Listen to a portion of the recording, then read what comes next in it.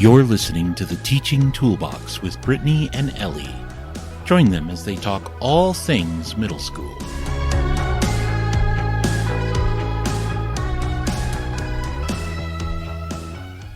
Welcome to the Teaching Toolbox Podcast. I'm Brittany, and I'm here with my co-host Ellie. Hello. Raise your hand if you've ever scrapped an entire lesson because it wasn't good enough.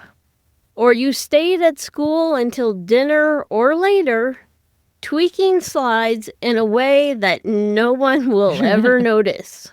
Yeah, we see you. We are you. Yeah, my hand was up. Middle school teachers are among the hardest working and most creative educators.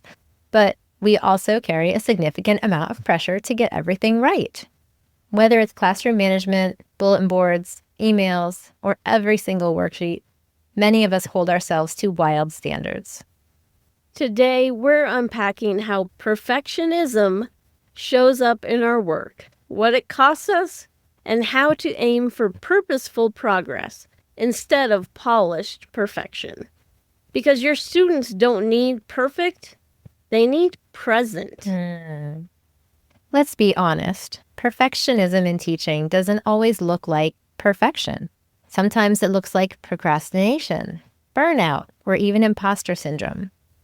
It can look like spending hours on the perfect lesson plan, even when a solid one would do just fine, or obsessing over student outcomes and internalizing every behavior or test score.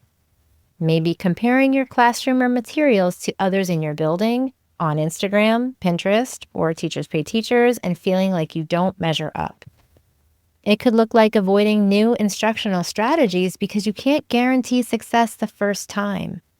Or it could feel like feeling like you can't rest until everything is done and done flawlessly. It could be hemming and hawing over the perfect report card or writing assessment comment. Or not completing things because you're worried they won't be good enough. And the truth is, perfectionism can lead to exhaustion, decision fatigue, and resentment. It keeps us stuck in a cycle of not good enough, even when we're giving it everything we've got. Middle school is this weird, wonderful, chaotic stage where we're expected to be everything. A subject matter expert, a mentor, a social emotional coach, a nurse, a behavior manager, and sometimes even a parent. Absolutely.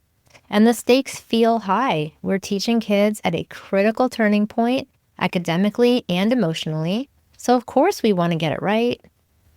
And add to that high visibility, like admins are walking through, parent emails, and students all giving us real-time and potentially unfiltered feedback. We might have constant curriculum changes or expectations about data, test scores, and SEL. And then there's the teacher comparison culture. Whether online or down the hall, it can make it feel like we have to do everything and do it better. But perfection isn't sustainable. What's sustainable is knowing your purpose and choosing to prioritize the things that actually move the needle for your students and yourself. So what can we actually do? Here are a few mindset shifts and habits we've tried and are still working on ourselves to help break out of perfectionism.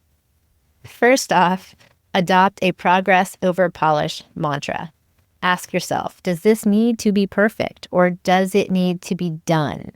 Not that you should do a bad job. You just don't need the extra perfecting time that you sometimes spend on it.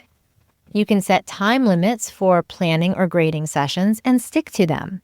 Good enough really is good enough. Don't spend an hour trying to think about that comment. Do a comment quickly, get it done. Give yourself a time limit. Keep a successes folder, emails, notes, or wins to remind yourself that impact is more important than aesthetics. You need to get comfortable with imperfect implementation. Try new things without expecting mastery right away, like student-led discussions or new tech tools. Reflect after instead of agonizing before. Talk openly with students about trying something new and getting their feedback. It models healthy risk-taking. And use beta mode language. This is version 1. We'll improve it together. You can also set boundaries around what matters. Pick just 1 to 2 things each week to really focus on.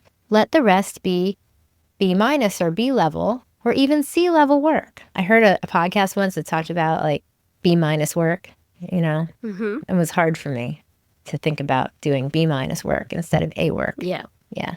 But that's something that you might need to do. 1 or 2 things each week, focus on that, make it B level or C level. Ask yourself, is this for the students or is this about how I'll be perceived? If it's about how you'll be perceived, then that might be a signal to reevaluate what you're working on or the level at which you're working on it. Accept that rest is productive.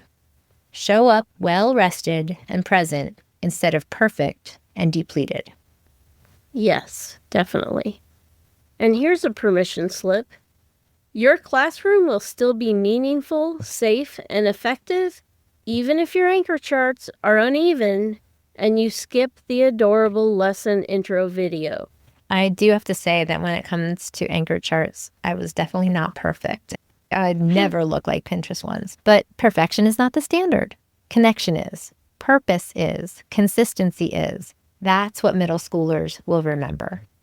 Like I said a couple episodes back, I tended to get the kids who had a lot of behavior issues.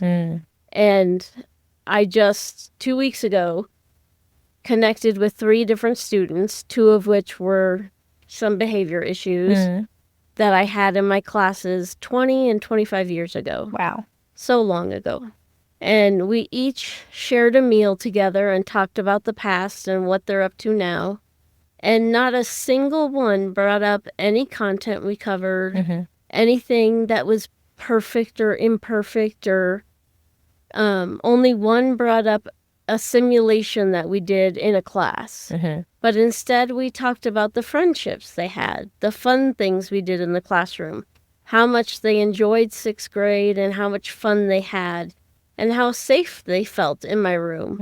It was the connections that we made, not the content. It was the purpose, not the perfection that they had remembered. That's wonderful. That must have been so special. It made my heart swell. Yeah. Aw, that's awesome.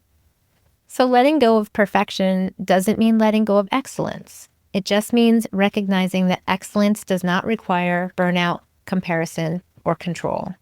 Your middle schoolers need your energy and creativity, not your perfect font or your flawlessly laminated task cards. They need you, not your highlight reel. So tell us, what's one thing you're giving yourself permission to do imperfectly this week? Or what's one mindset shift you're working on? Let us know on IG or Facebook, or leave us a review. You know we'd love it. Have a great day. Bye. You just listened to the Teaching Toolbox. Follow them on your favorite platform for more episodes and share it with a friend.